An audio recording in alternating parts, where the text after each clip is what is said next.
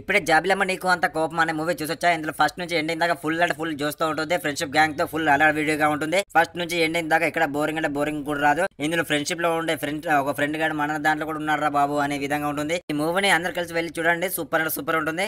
కాదు ఫ్రెండ్స్ తో కలిసి చూడండి, ఇంకా జోస్ తో ఫుల్ ఎనర్జీగా ఉంటుంది. ఫస్ట్ నుంచి ఎండింగ్ దాకా ఏమన్నా నవ్వులా ఏమన్నా జోక్స్ అనిపిస్తాయి. ఫస్ట్ నుంచి ఎండింగ్ దాకా ఫుల్ ఎనర్జీకి జోస్ తో ఉంటుంది. ఇందులో ఎక్కడ కూడా బోర్ రాదు. ధనుష్ గారి యాక్టింగ్ మాత్రం తోపు అనిపిస్తుంది. ఇందులో స్టోరీ రైటింగ్ మాత్రం అయితే పీక్స్ లెవెల్ లో ఉంటాయి. ఇందులో కామెడీ సీన్స్ కి అయితే పగలబడిన అవుతాం ఆ విధంగా ఉంటుంది. ఇందులో హీరో పక్కపడి ఫ్రెండ్ క్యారెక్టర్ వేసిండు, మస్తు అంటే మస్తు వేసిండు అని అయితే ఫస్ట్ నుంచి ఎండింగ్ దాకా ఆయన చూస్తే మనం సీట్ నుంచి లేచి మరి నవ్వుతాం ఆ విధంగా ఉంటుంది. ఈ మూవీ మాత్రం ఫస్ట్ నుంచి ఎండింగ్ దాకా ధనుష్ గారి క్యారెక్టరైజేషన్ అయితే సూపర్ అంటే సూపర్ ఉంటుంది.